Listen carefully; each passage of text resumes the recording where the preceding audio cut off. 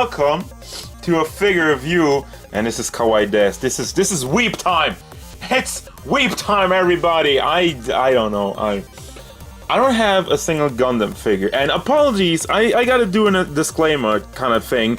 Apologies to all hardcore Gundam things, because I'm thinking you guys think this is the worst, but to me this is the greatest because it's weep, it's funny, it's different, and that's why I picked it up.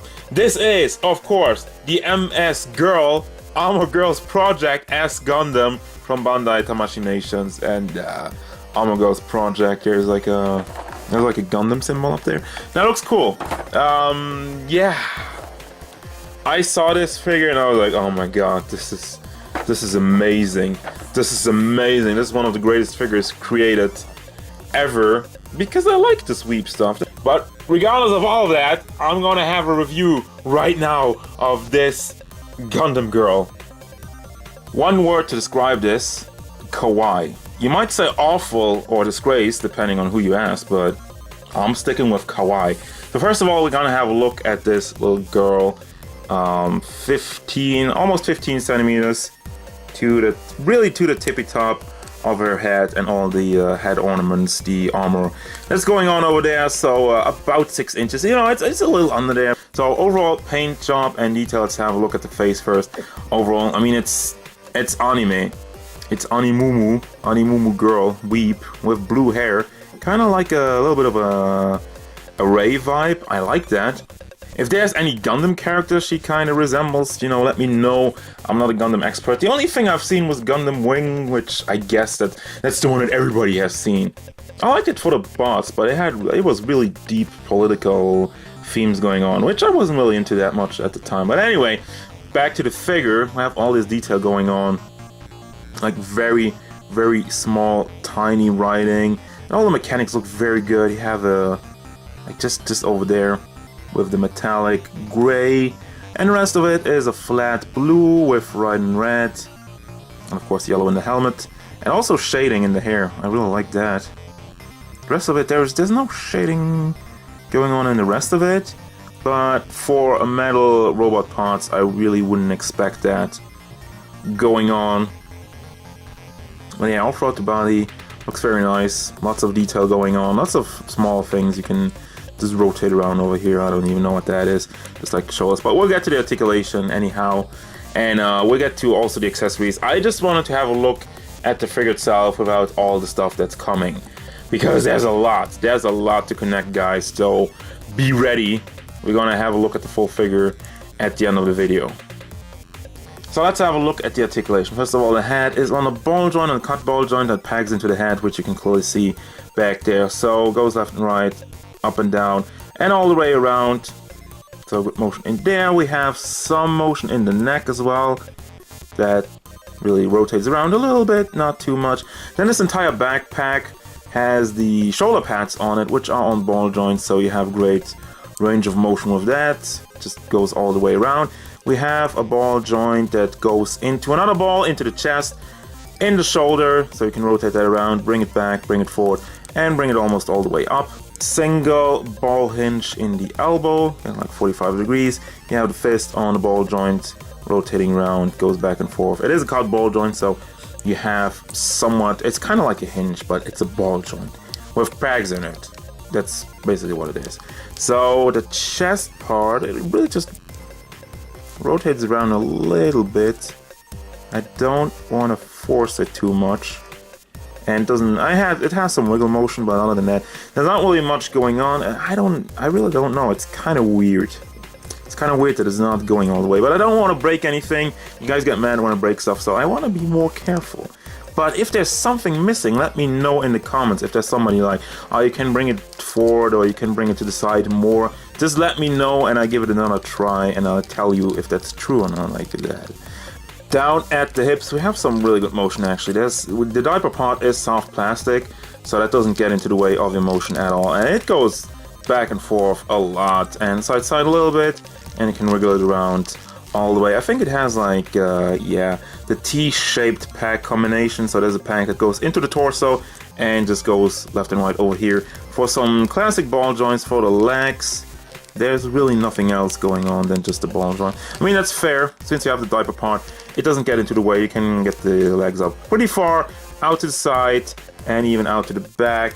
Because once again, you can see how the diaper part is just bending to your will. And let me just slide that under it again. Just be careful with that. And do we have a swivel somewhere up here? No, I don't think there's anything going on. I mean, you can rotate it around at the thigh itself, at the leg, at the ball joint. We have the double hinged knees. It's actually not double hinged. It just has the same ball hinge in it as the shoulder, but it gets very good motion. That's why I thought it was double hinged. But anyway, so bring that. I think there's actually, hold on, there's actually another joint in there. Yeah, that's why I thought it was double hinged. Okay. Here we go, and you can wiggle this around. Oh, you can hide this, or not. You can really move around with that. That's cool. That's cool, hide articulation. There's really a lot going on over there. It doesn't rotate around. And then we have these panels. I don't really know. They're on ball joints, so you can move that around. I don't really know why, but I guess it has some kind of purpose. Then the foot is something I haven't seen before. Let me see. And this moves. This has a hinge, so you can bring that forward and back. But the entire foot is, I think, on a ball joint over there, so you can rotate that around. Bring it back and forth, and there you go. And this piece alone doesn't. The heel doesn't move on itself, so there's nothing going on over there. So, alright, accessory-wise, I think I have to come back to some of these things because I don't know what this does, for example. You connect that and you have some more articulation pieces, and there's a whole lot of stuff I've seen, and I think there's like an extra box, extra parts which I don't have, which you can even combine with that. Then you have the gun. That's pretty self-explanatory. It's a very, I want to say, standard Gundam gun. They usually have guns that are huge, amazingly big. And there's all kinds of writing on there again. It's just amazing detail going on with these as well. And I mean, the rest is all just really option parts, which all you connect the backpack with the wings to the Gundam girl. You have some rockets, another blaster thingy, probably just another option part for the gun itself. And I think those are the blades for the knee pads. You have a different crown piece. And I think, is that for the base? That looks like it would be for the base.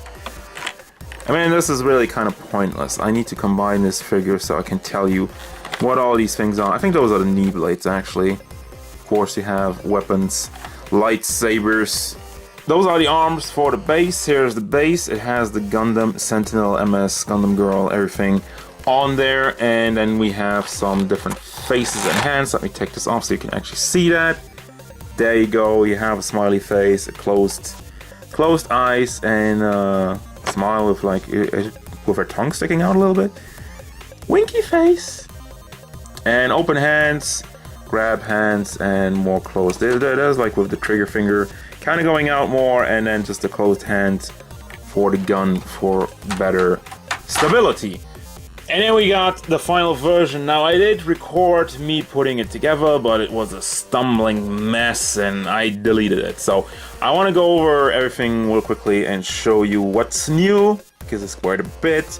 Obviously, as you can tell, first of all, you have these little wings up here. They rotate up and down, and you can bring them back and forth, just, you know, for flight modes and stuff. And I think I didn't even show that the shoulder pads, the shoulder forearm pads, or whatever you want to call that, those also have a hinge over there, so you can bring that around for like flight poses, battle poses. There's really a lot. So there's posing options are plenty, and these are on small ball joints up here, the rocket, so you can move that up and down, and even has a hinge over here, as you can tell. So really, once again, nothing gets in the way. You can move that to the side if you want to, or just keep it straight. I want to have more dynamic, so I want to keep it out to the side. Then we have the thrusters. You can move them up and down, and you can move this piece also if you want to go into super thrust mode. This moves up and down. It is on a simple hinge, and basically this entire backpack also rotates around over there at this piece, because this is a single piece that pegs into this piece, and then you peg this over it. So that's what's going on over there. Down at the back around the waist, we have these pieces going on. Rotate up and down, goes side to side. I think that's just pegged in there somewhere. So you can bring it up and down, side to side. This moves up and down, doesn't move side to side. Once again for flying and battle poses, depending on. I mean, if she's flying, you wanna bring it out a little bit, right? Right. I mean, I know that much about robots, and I think that's about pretty much it. This is the base, by the way, completed. And I really would suggest you would tighten the screw a little bit here, because the base, out of the box, she's just collapsing. The base did just collapse and then didn't do anything. So I really had to screw that up, tighten it up, to even keep her up. Oh, and by the way, this octopus piece, yeah, you can still peg that in the back if you don't have enough now where the base is at, because it has not a hole, so you can peg that in, and then you peg the base in there. And this is basically just to hold, for example, the gun. It has not a peg hole over here, over there, and it can rotate out in here, and then just, I don't even know what all this is, just like, oh my god. It's really just option parts, and you can take these off. You can take the arms off, as far as I can tell. Yeah, there you go. You can take these off and maybe just, connect the gun over there with this pack or something like that. And it is for like more option pieces. There's an entire different thing going on. I'm just gonna show you the instructions. In the back of the instructions, you have this, which is just even more stuff to make your Gundam Girl even more bulky. I don't really know if that comes with like a different robot, if you can combine these things. If you have more of these Gundams, let me know if that's what it is. If that's just basically pieces from a different Gundam that you can put on this, or if that's just like option parts that you can buy in a single package. Oh my god, I'm just learning this as I go. Actually, there was some panels I was supposed to flip forward. I didn't really notice that, sorry about that. So you still have some more armor that goes in the front, and I actually changed the face, and I forgot to put this up again. The crown of every Gundam. Well, does every Gundam have a thing like that? Well, I think the main ones do. Anyhow, final thoughts. This thing is super complex, actually. Once again, I just want to bring this one in the front for one more time, because you can move all these out, you can take all these out, you can connect it. There's some more peg holes over here, there's a peg hole in her forearm. So you can really do a lot. You can just have her hold the gun in there and move it around with all these, and what's even the one that's in the gun itself, and there's a whole lot of options for posing. That is something I have not seen yet. So posing wise, this is, if you want to make great poses and you want to make another pose every day and not run out of options, this is absolutely something for you. The figure looks great. I really like the design. I like the kawaii robot. Once again, I'm feeling some people will hate that. I love it. Paint job is nice. Option parts, there's a ton. Once again, articulation also very nice. There's nothing really to complain with all the things you can do, all the joints, all the motion. The only thing where I gotta say no is the price point.